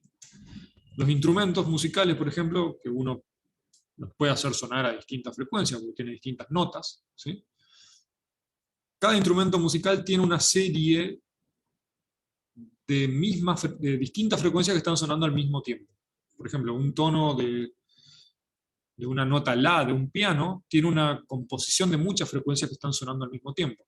Por ejemplo, si en un piano hacemos sonar la nota correspondiente a 690 Hz, no solo suena esta frecuencia, sino que suenan los armónicos también, que se llama, que son frecuencias superiores. Suenan 690 Hz, el doble de esta frecuencia, el cuádruple de esta frecuencia, y así sucesivamente. Esos son los armónicos, ¿sí? O sea que un piano no da un tono puro, no da una frecuencia pura, da una mezcla de frecuencias. Cada instrumento, según la mezcla de frecuencias características que tenga, que depende de cómo está construido el instrumento, tiene una distinta composición de armónicos, digamos. O sea, suenan distintos armónicos son los que suenan con cada nota. Y esa composición de armónicos es lo que le da el tono característico a cada instrumento. Por eso yo puedo distinguir cuando suena un piano y cuando suena una flauta o cuando suena un violín, aunque los tres instrumentos toquen la misma nota, con la misma frecuencia. ¿Bien?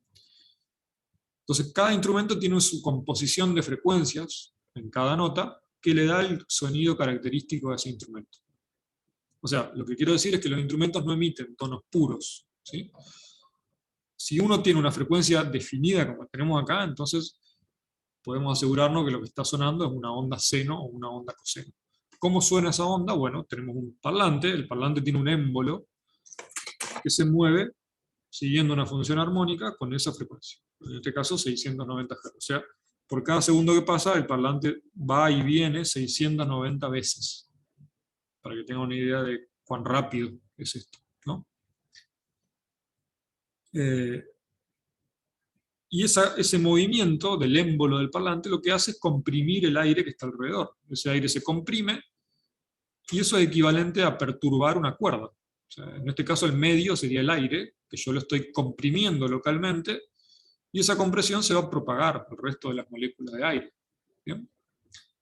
Eso da lugar también a una onda viajera, que si tiene esta frecuencia definida es una onda senoidal o cosenoidal. ¿Bien? Como para tener una idea de lo que pasa en un parlante. Bien, entonces, estos parlantes están emitiendo la misma frecuencia y al mismo tiempo. O sea, cuando acá sale un máximo del seno, acá también tiene que salir un máximo del seno. ¿Sí? Eso quiere decir que están en fase. Y estas cosas emiten ondas en todas direcciones. Y estas dos ondas, para cualquier punto del espacio, si yo me paro en cualquier punto, van a llegar las dos ondas. ¿Sí? Pero depende de dónde yo me pare, las ondas van a llegar habiendo recorrido distancias distintas. Y como ya vimos en el problema anterior, la distancia está relacionada con el desfasaje. ¿Sí? Entonces, si las ondas recorren distintas distancias para llegar a un punto, a ese punto van a llegar desfasadas. ¿Bien? O sea que no siempre van a llegar de la misma manera. Acá están saliendo en fase, pero no a cualquier punto van a llegar en fase. ¿Sí? Si tenemos dos ondas que llegan en fase a un punto, entonces esas ondas se suman constructivamente, ¿sí? Eso lo podemos ver como para que se vea por qué, por qué las ondas se suman linealmente. En esta animación, por ejemplo, tenemos, no son ondas, digamos, son pulsos en este caso, pero tenemos un pulso que está acá para abajo. O sea, imagínense una cuerda que yo de un lado la golpeo para abajo y del otro lado la golpeo para arriba. Eso sería equivalente a esto que estamos viendo. Si yo esto lo dejo evolucionar, voy a poner más lento. Fíjense que los puntos, bueno, ahí vuelven. Los pulsos avanzan y en algún momento se cruzan en el camino. ¿Bien? Cuando se cruzan en el camino, se suman. Fíjense que la intensidad resultante, digamos, el pulso resultante, es la suma de los dos. Para verlo mejor a eso, podemos pensar en pararlo un poquito a esto. Vamos a darle 1,6 de altura al primer pulso y también la misma altura al otro, para que sean dos pulsos iguales. ¿Verdad? Ahí. Si quieren le damos menos... No, vamos a dejar la amplitud al máximo. Le damos la misma amplitud, o sea, la misma amplitud en distancia física, digamos. Y fíjense que cuando esos dos pulsos se encuentren, la resultante es una suma de los dos. ¿Sí? Fíjense que acá tenemos una altura que son casi 2 cuadraditos de esta grilla que tenemos acá, y cuando se suman acá, se suman de tal manera que la intensidad máxima, la voy a tratar de pausar justo. Fíjense, ahí tenemos la suma de las dos. ¿Sí? O sea, si esto era 1,5 prácticamente, acá tengo 3 y un poquito más de 1,5, 1,6. Esa es la altura que yo le di acá. Y fíjense que acá tenemos 3 cuadraditos, 2. Es la suma de 1,6 más 1,6.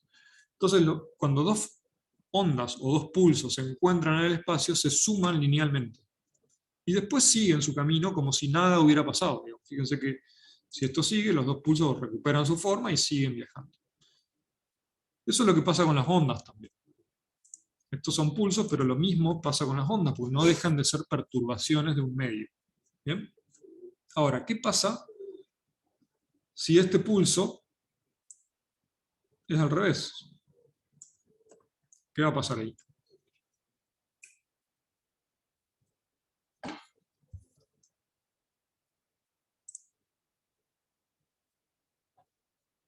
Fíjense que en el punto donde se cruzan, es decir, al medio, la oscilación resultante que está dado por esta curva negra, se hace cero ahí cuando se cruzan justo los pulsos, porque son exactamente iguales y uno trata de mover el medio para arriba y el otro trata de mover el medio para abajo, con la misma intensidad. Entonces, la resultante de esas dos perturbaciones es que se anulan mutuamente. Esto que se anulen es lo que se llama interferencia destructiva. ¿Sí? Voy a tratar de pausarlo justo.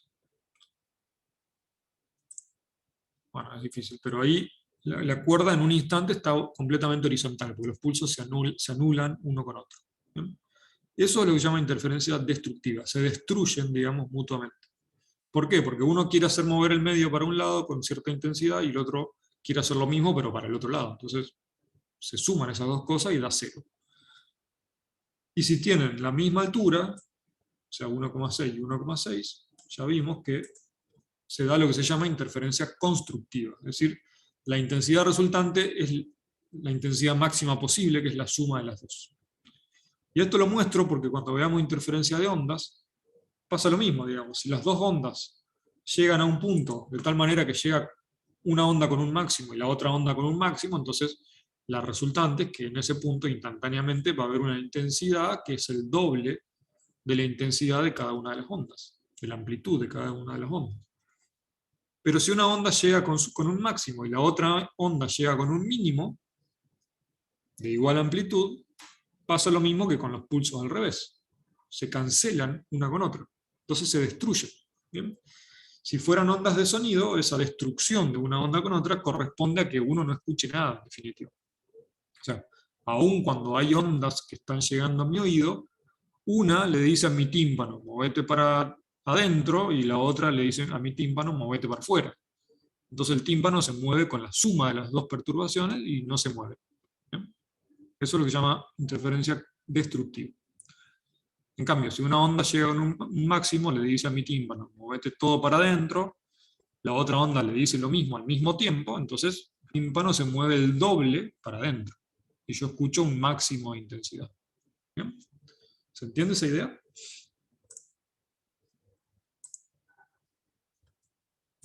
Entonces, un poco eso es lo que va a estar pasando acá. Digamos. Acá tenemos estos dos parlantes que emiten ondas y dice que, bueno, además de que están separados 70 centímetros, ¿sí? Dice que hay una persona, un observador, un oyente, podríamos decir en este caso, que está ubicado donde está uno de los parlantes. Podemos pensar que está ahí. Y ahora esta persona empieza a caminar a lo largo de una línea que es perpendicular a esto. Entonces se va alejando, digamos, de este parlante. Primero, antes de meternos con este caso, pensemos que la persona no está ahí, sino que está en medio de los dos parlantes. ¿Sí? Y que empieza a caminar para allá. Si uno se fija, si está justo al medio, en cualquier punto de esto de su recorrido, fíjense que las dos ondas van a estar recorriendo distancias que son exactamente iguales. ¿Sí? O sea, esto es igual a esto, porque se está moviendo por el eje de simetría del sistema, digamos. Entonces, ¿cómo llegan? Si estas ondas salen en fase, ¿cómo van a llegar acá?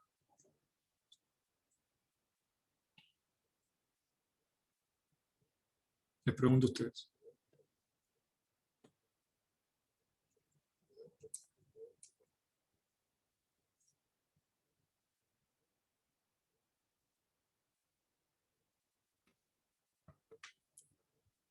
Si las ondas salen al mismo tiempo de los parlantes, con un mismo estado de perturbación, y viajan distancias iguales hasta un cierto punto, ¿cómo van a llegar? ¿En qué estado de fase, digamos, van a llegar a ese punto?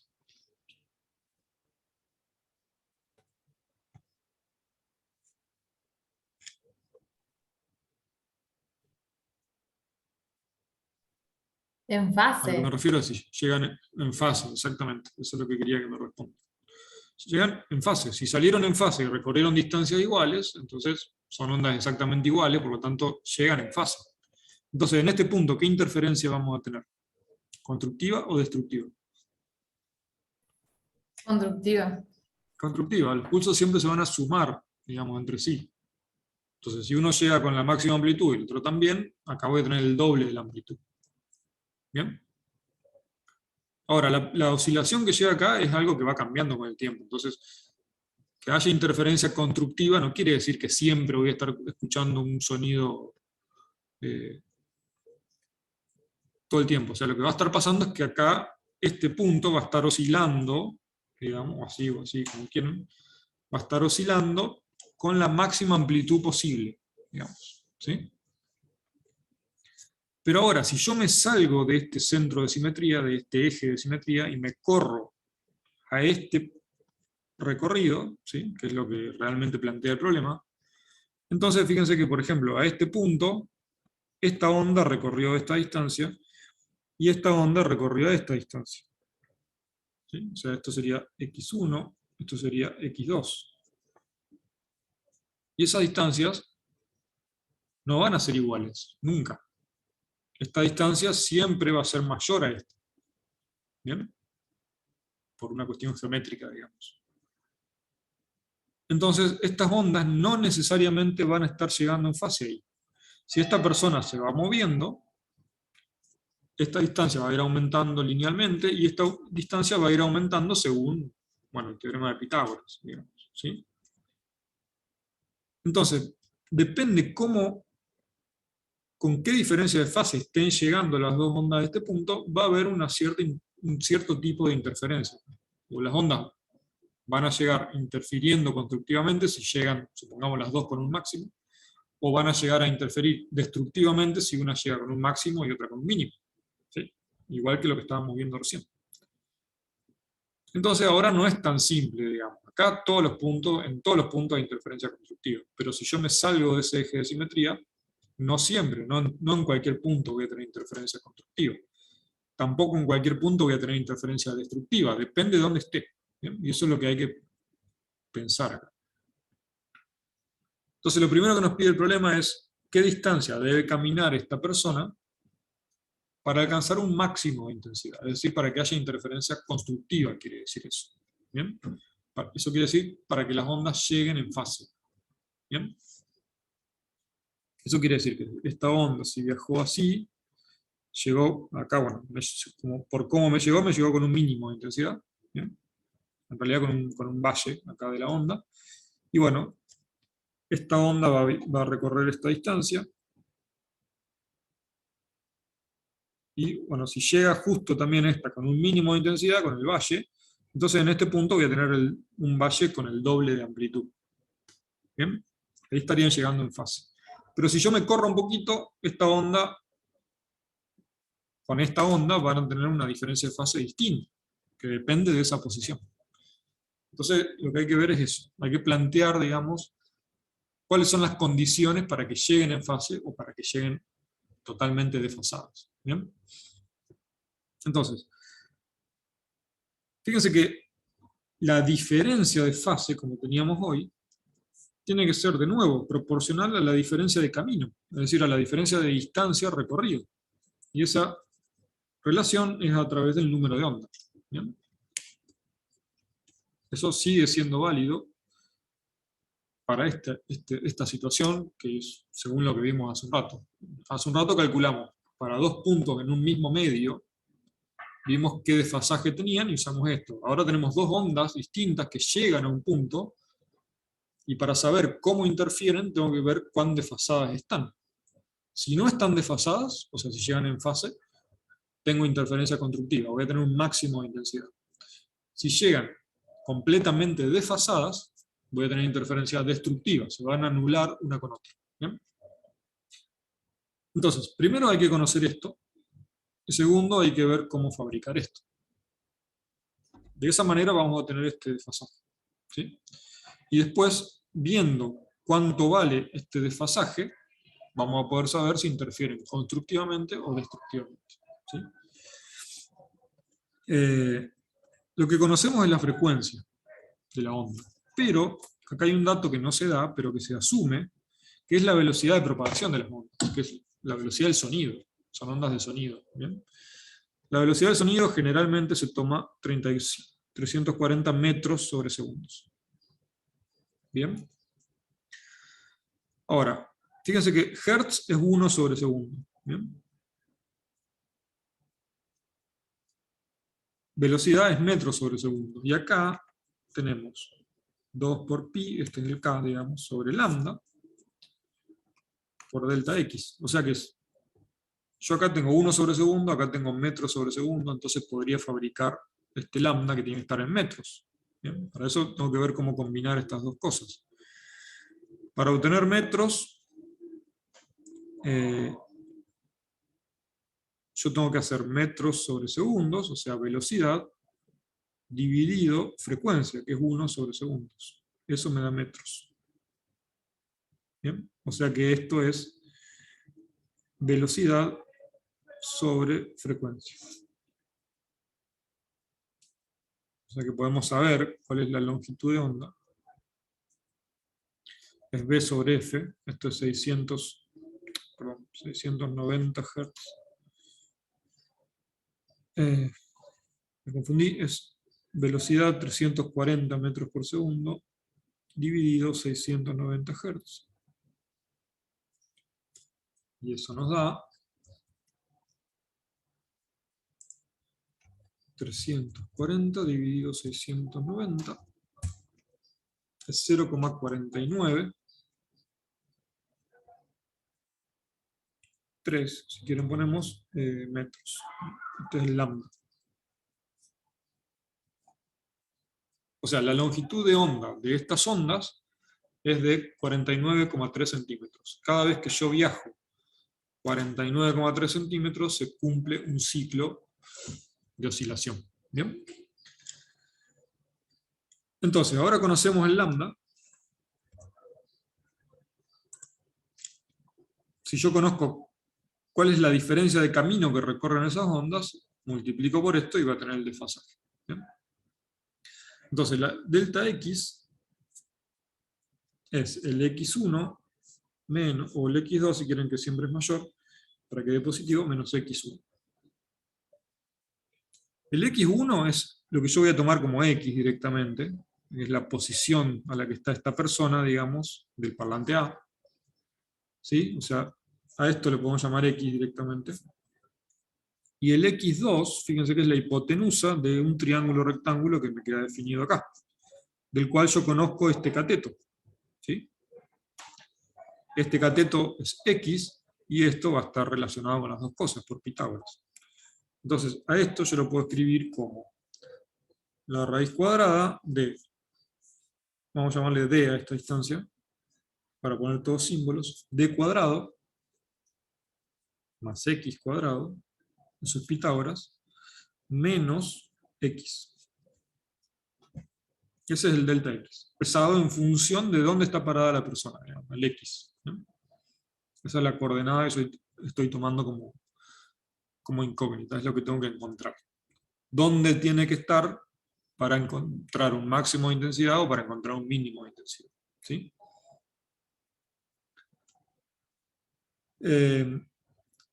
Entonces tenemos, pasando en limpio, delta phi es igual a 2pi sobre lambda, que ya sabemos cuánto vale, por esto.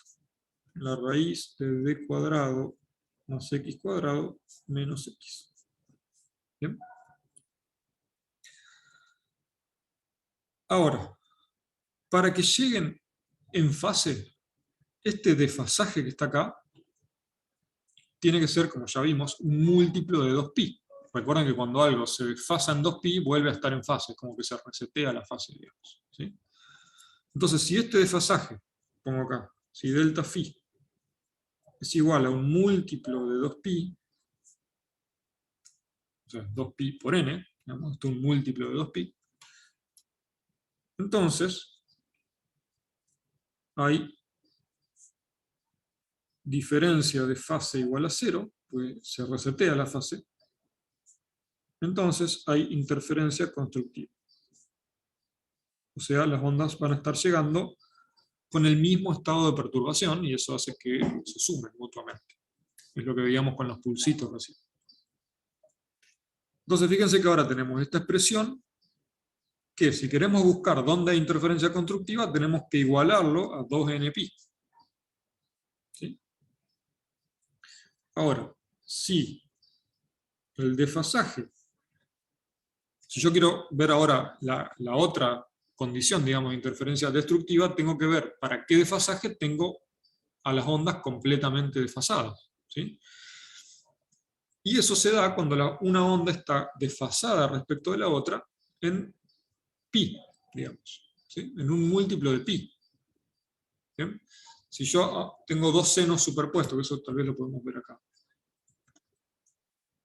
Había mostrado eso.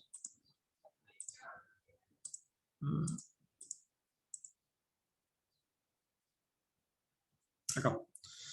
Fíjense que estas son dos ondas que se van desfasando. La voy a tratar de pausar cuando estén en fase. Ahí están completamente en fase. Fíjense que la de arriba copia a la de abajo. La roja copia a la azul. Y ahí fíjense que la oscilación resultante es una onda con el doble de amplitud. Ahí es cuando las ondas llegan en fase. Y para que se desfasen, fíjense, a la azul o a la roja, cualquiera de las dos, hay que correrla medio ciclo. ¿Sí? Si yo a la azul la corro medio ciclo, entonces logro que pase esto. ¿Sí? Que cuando esta está con un máximo, la roja con un máximo, la azul esté con un mínimo. Y fíjense que ahí la amplitud resultante es 0. ¿Sí? Porque se están cancelando, digamos, mutuamente las ondas. Entonces, la condición de interferencia destructiva es que este delta phi sea un múltiplo de pi, en realidad un múltiplo impar de pi, porque yo las puedo correr en pi, pero después vuelvo a recuperar la misma condición cuando se corren en 3pi, cuando se corren en 5pi, en 7pi, y así sucesivamente. Es un múltiplo impar, perdón, sería n más 1, Sí, digo bien, 2n más 1 por pi. ¿Bien? Entonces, si pasa esto, hay diferencia de fase igual a pi. ¿Por qué? Porque cada 2 pi se resetea la fase. Entonces, si estoy en pi y me corro 2 pi, o sea, se lleva 3 pi, se resetea la fase y vuelvo a tener un desfasaje completo. Es lo mismo que pasaba antes, pero empezando desde pi ahora. Y esto da interferencia destructiva. O sea, las ondas se van a estar cancelando una con otra. Entonces, listo, ya tengo las dos condiciones que necesito para resolver el inciso A y el inciso B. El inciso A planteaba la situación de máxima intensidad, es decir, interferencia continua. O sea, tenemos que tomar esto.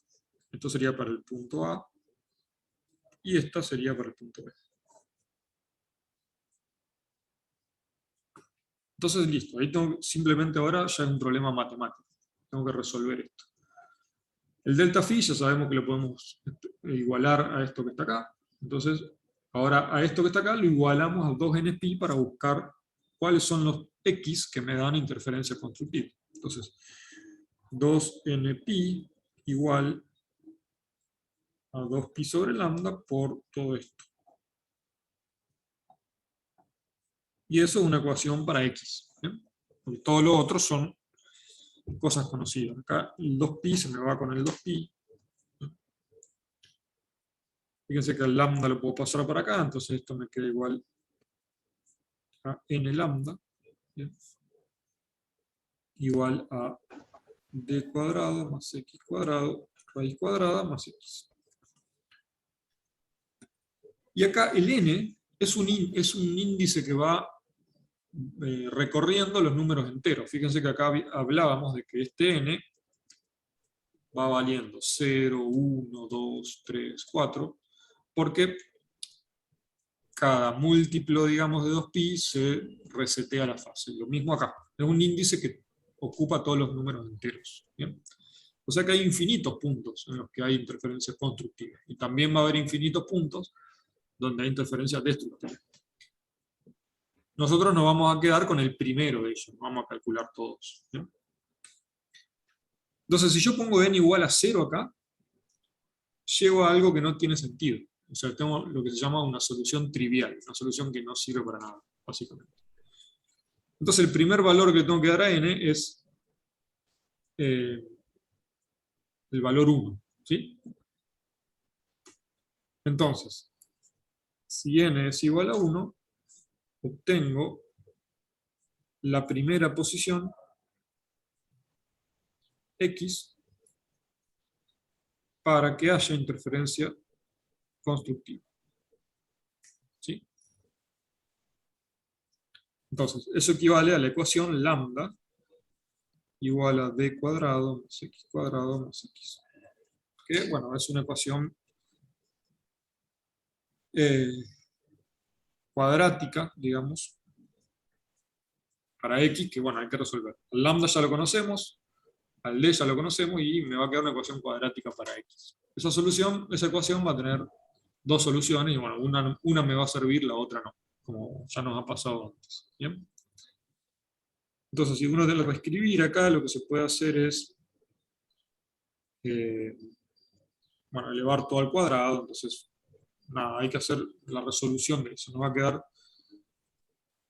es bastante engorroso escribir todo acá, pero bueno, después lo pueden hacer ustedes más tranquilos. Le va a quedar d cuadrado más x cuadrado más 2 veces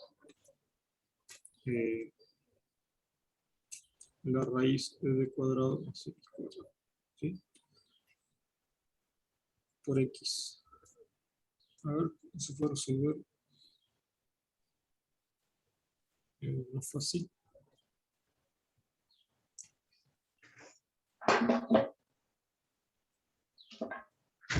Está bien.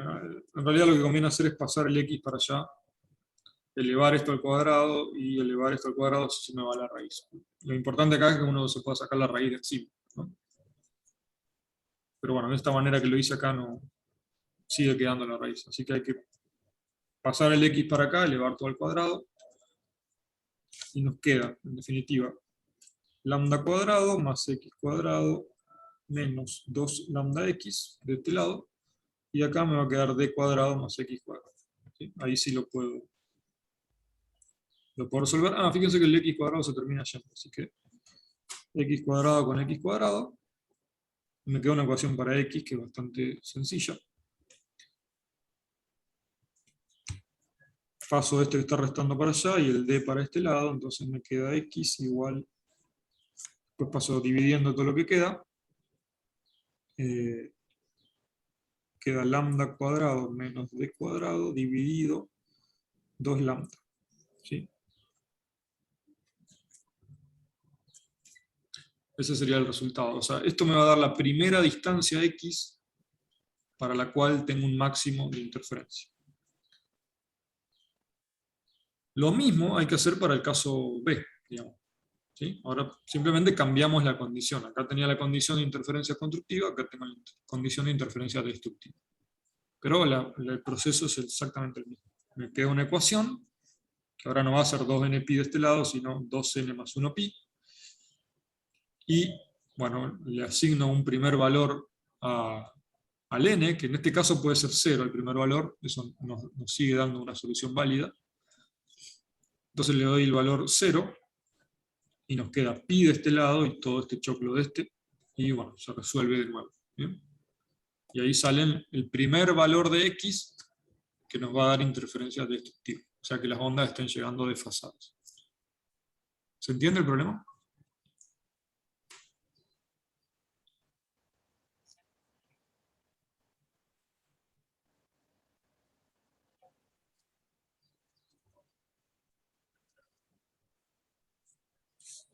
¿Se entendió? Sí, profe. Bueno, el problema 7, que es el que nos quedó ahí colgando, es muy parecido, pero es todavía más simple.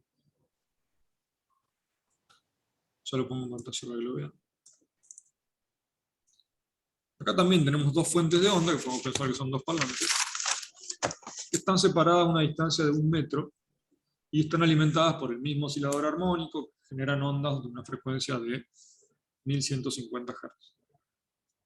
¿Sí? Entonces, ahora tenemos un observador que se coloca a 4 metros de la fuente A, y bueno, nos da la velocidad de propagación en este caso, que es 343 metros por segundo, esa es la velocidad de propagación del sonido. Y de nuevo, hay que determinar a qué distancia debe colocarse el observador de B para observar interferencia destructiva, y lo mismo para interferencia constructiva. O sea, es exactamente igual. La diferencia acá, o sea, lo que cambia respecto al otro problema, es que no nos dicen en ningún momento cuánto están separadas. Sí, están separadas, pero no nos dicen en qué punto separa el observador, en realidad. ¿Bien? Tenemos la fuente A, la fuente B separadas 1 metro, a esto le llamo D. ¿Sí? Estas cosas emiten onda para todos lados, y nos dice que hay un observador que está parado a 4 metros de A, pero no nos dice dónde, respecto de B, digamos. ¿Sí? Nos dice, bueno, la distancia de la fuente A al observador son 4 metros. O sea, puede estar en todo un círculo de 4 metros de radio alrededor de A. ¿Bien? Teniendo en cuenta que esto es 1 metro, entonces ese círculo sería mucho más grande, ¿no? Tendría 4 metros de radio, digamos, alrededor de A. En todos esos puntos puede llegar a estar parado este observador. No sabemos bien dónde, pero está en ese círculo. ¿Sí? El XB es lo que tenemos que averiguar, esa es la incógnita. ¿Sí? Para que haya interferencia constructiva y destructiva. Pero vale lo mismo que antes. ¿Sí? O sea, seguimos teniendo que el desfasaje es K por delta X, y seguimos teniendo las mismas condiciones de interferencia, porque no cambia. Las ondas van a viajar una cierta distancia hasta el punto en cuestión. Esas dos distancias van a ser distintas o no, según dónde esté el observador. Si estuviera acá, por ejemplo, y bueno, esta viaja esto, viajan lo mismo, llegan en fase. ¿Bien? Pero no sabemos dónde está parado. Entonces, esto en este caso sería K por X A menos XB. Simplemente. Y las condiciones son las mismas que antes. Delta phi igual a 2n pi, que es interferencia constructiva. Y delta phi igual a 2n más 1 pi, que es interferencia destructiva. Entonces no necesito saber dónde está el observador. Simplemente si yo planteo esto con cada una de estas condiciones, voy a sacar un XB dado por esa ecuación, que me va a decir a qué distancia de B tiene que estar para que si está de A a 4 metros, haya interferencia constructiva o destructiva. ¿Lo ven?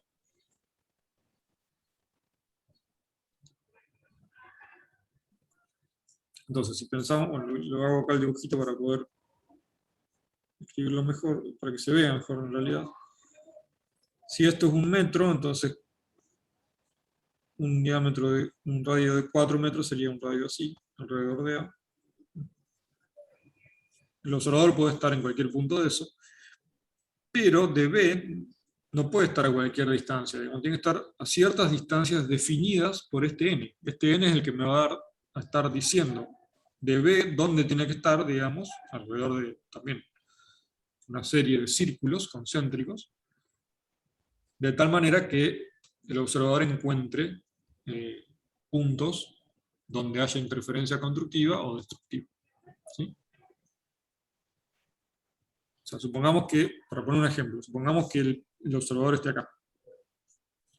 Eso me define esta distancia que es XA. ¿Bien? Y bueno, ahí va a haber una cierta distancia XB que depende cómo sea en relación a A, depende cuánto de esto, digamos, va a dar un desfasaje que va a estar entre 0 y 2pi. ¿Bien? Entonces va a haber interferencia constructiva o destructiva o algo intermedio. Si el desfasaje es 0, o un múltiplo de 2pi, digamos, hay interferencia constructiva. Si el desfasaje es un múltiplo impar de pi, hay interferencia destructiva, pero también puede pasar que haya algo intermedio entre 0 y 2pi. ¿Bien? Entonces, en ese caso va a haber una interferencia media, digamos. No va a ser ni totalmente constructiva ni totalmente destructiva.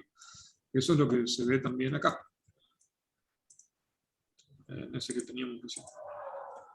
Fíjense que ahí yo... no era este, me parece. Acá se ve también. Fíjense que ahí están en fase. Y acá yo puedo ir variando la diferencia de fase. ¿Sí? Fíjense que ahí tengo 0, ahí están totalmente desfasadas, o sea, una está corrida en un múltiplo impar de pi respecto de la otra, ahí están completamente en fase, o sea, están desfasadas en un múltiplo entero de 2pi, y en el medio tengo todo un rango de posibles valores de desfasaje también, que me dan interferencias medias. ¿Sí? Ahí tengo constructiva, ahí tengo destructiva, y en el medio tengo otras interferencias medias, digamos, que no son ni una ni la otra. ¿Está bien? Entonces, según cuánto llegue una corrida respecto de la otra, voy a tener, de nuevo, interferencia constructiva, destructiva, o algo intermedio. ¿Se entiende el tema este?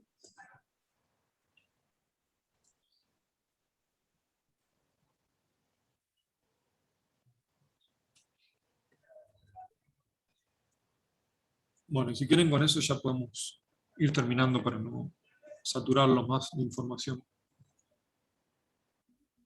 Y que puedan procesar todo. ¿Les parece? Profe, vio que dijo que tenía finales y parciales. Ah, sí, sí, sí. Y los No podíamos le ir a puedo ver sacar hoy. No los fotos. podemos ir a ver más. Si están acá en la facu, sí. ¿Qué cosa? Yo estoy unos minutos más, estoy. Ah, bueno, listo. Claro, pero Pasen y- mañana que cortamos. Bueno, mañana se los llevo al aula. Y le sacan Ah, dale, fotocopia si listo. quieren. Genial. Bueno, dale. Si puedes, sí. Dale, sí, no hay problema.